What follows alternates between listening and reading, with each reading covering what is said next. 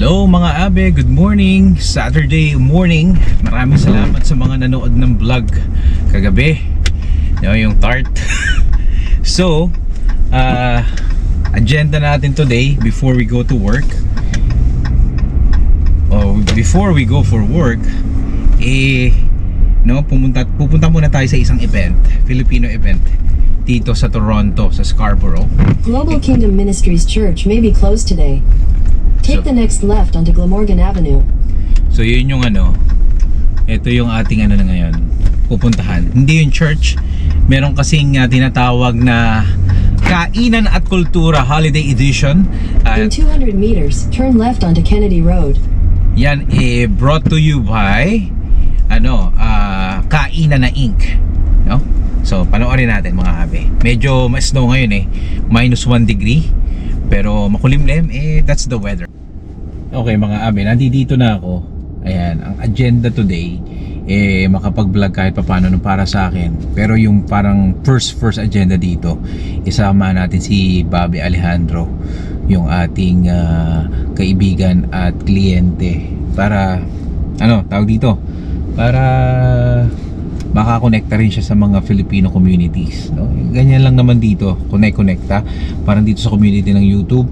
Kaya ako, pag may mga kilala akong mga vloggers, no, na nandito sa Toronto na nasa YouTube, nagbabato ko ng mga events para mapuntahan din nila, mag-enjoy din sila, tsaka ma-cover din nila for their content, no? Yun lang ang aking isa sa mga ginagawa at mga small things, no? So pasok na tayo sa loob kasi malamig doon na kami maghihintayan. Ready, 1, 2, 3 and go. Good morning mga kabayan.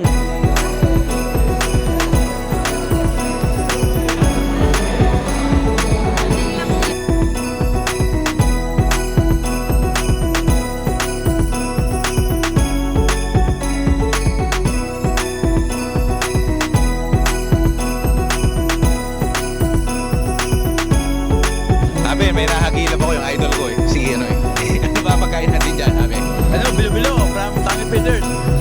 Sige, kamusta? Ayos naman. Ito nahagilap ko rin si Paring Jess mga Abe.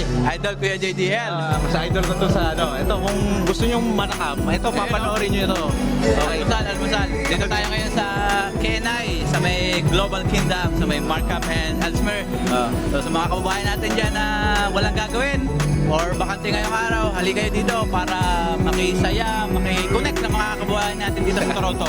Paring Jess, may papakilala ako sa iyo Sige. Ito pare, si Paring Bobby. Bobby, kamusta? Paring Jess po, Paring Jess. Video together. So nandito pala tayo. Kilala nyo to, si Paring Jess Vlog. Saan po, kumusta? Mga abe, kasama ko ngayon dito si Ma'am Kids ng Kainan na Inc. At sasabihin niya sa atin kung ano ba yung event na to ng Kainan na Inc. So ngayong araw na to. Magandang araw po. Ako po si Kids ng Kainan na. So nandito po tayo ngayon sa Global Kingdom Ministries sa Scarborough. At inyayahan po namin kayo sa Kainan at Kultura Holiday Edition.